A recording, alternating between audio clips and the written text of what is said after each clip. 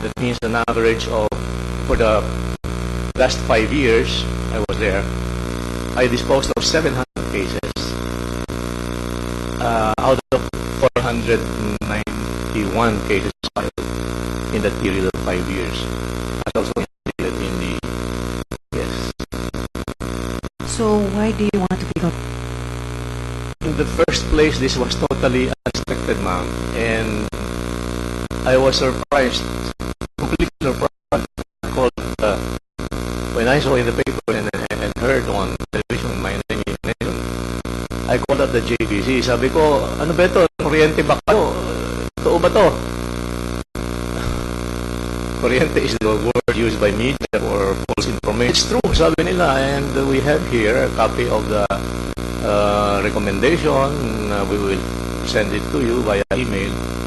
And then again, a group of former colleagues from my seminary days made a second endorsement. So I am dreaming again of entering impeachment proceedings, and with the high expectation of a reformed judiciary, I'm dreaming again. Thank you, Judge. That was my last question. Good luck. Justice Peralta, thank you.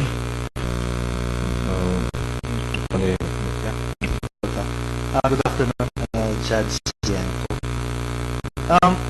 Judge, having been an MTC and an RTC judge for a significant period of time, if you are to articulate the common sentiments of lower court judges, what would those sentiments be? Well, Your Honors, we know, for example, in the Regional Trial Court of Bulacan, that most of the judges there are efficient. So we take offense, run every time. Although we are aware there are problems in the region, in the lower courts, the docket is sometimes unmanageable. The average time in the trial disposition of cases lasts up to 5, 6, 7 years. The sentiment of the lower court judges is parang and by the way, in the seminars on personal security which are being conducted by Supreme Court, PILJA, and BI, first session is about statistics. The past 10 years there have been 23 judges killed. The last one was Judge Arles of Bacolod Regional Trial Court. We know him to be honest and to be straight and to be efficient. So we are at the forefront, we are at the front lines of the judiciary, and we receive the brunt of threats, sometimes efforts at bribery, but we hold our ground.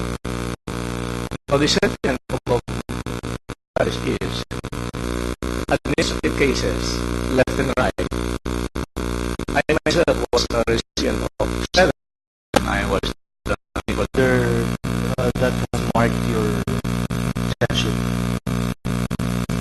Your Honors, the fact that I've been consistent, regular in the performance of duty. I mentioned my docket was 640, and when I left, it was in the Regional Trial Court, it was 350. That in itself may not be an extraordinary achievement, but I would like always to think that I've done my best, and like what I have been quoting in my blog sites and my retirement pieces in the site of XBD Philippines at multiply.com, the blog site where Father Jerry Orbol, Father Mesa Luis are doing their Sunday sermon. 2 Timothy chapter 4 verse 6 to 8. I fought a good fight, I've run the race to the finish line, I have kept the faith. I have kept the faith of what I received, the training for 11 years in the seminary, the moral integrity founded on a deep spiritual formation which I received and which cannot be developed outright in the four of the law school. That's it, Your Honor. I understand, Judge, that you previously applied for the Sandigan Bayan and the Court of Appeals. Were you shortlisted? No, I was not. If you were not considered for those positions, what makes you think now that you will be considered for the Chief Justice? Out of 70 in the long list, original list, now only 22. So 20, it's an honor included in the 20. I've read the statement, which is supposed to be your opening statement, just given to us this year. The 3-page statement. That was from the ex-city Philippines. Ma'am? This is the paper which you submitted to the IBC. Oh, And I know Judge Siayngco very well because we worked together when I was still as judge in Bulacan. And with my personal knowledge of his scholarship, he was a seminarian before, not? yes, Your Honor. And I know him very well. I kind of interviewed him several times when he was applying for the Court of Appeals and the Sandigan Bayan. Okay. Thank you, On that Justice. note, I don't have any question for Judge. Justice Hermosissima, sir. Good afternoon, Judge. Good afternoon, sir. When we have interviewed Judge Siayngco quite extensively before when he applied for Sandigan Bayan and the Court of Appeals. So we keep our record straight. So thank you very much. Thank you, Your Honor. Secretary Mosgi. I have no questions for the aspirant. Thank you, Your Honor. Okay, just few questions, Judge. When did you retire, Judge? I retired, Your Honor, in December, as of December 31, 2011. You were how old were you? 60. After probably passage of the new law, granting shorter period of time in order to be entitled. Yes, Your Honor. You waited for that probably. Yes, Your Honor. And the reason is that by retiring from the RTC, you can now appear as an outsider.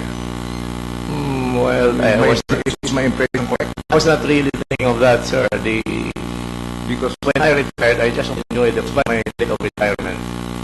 And my papers are still being processed. Now,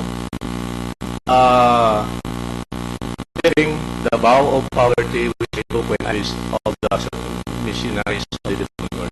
probably God is telling you to go back to the seminary. When my information from the BC, I consulted my former collector from Wismon Sacred Heart Parish, Father Linus Nicasio, and he said, how would you know if it's God's will for you, if you will not try? So I do not want to disappoint those people, my former colleagues from my seminary days. Yeah, because I remember Chief Justice Bernan. I think he had a judge at that time. See an RTC judge at that time. He retired. And there was one. I can no longer become a priest and go back to my first love because my second love is here. Ah, I'm My sorry. wife is here. I'm sorry. The other, my other question is, he had the edge against the other over the other applicants. They have an edge over the other applicants, whether insider or outsider. Judge. I would like to believe, Your Honor, that my background, my spiritual foundations my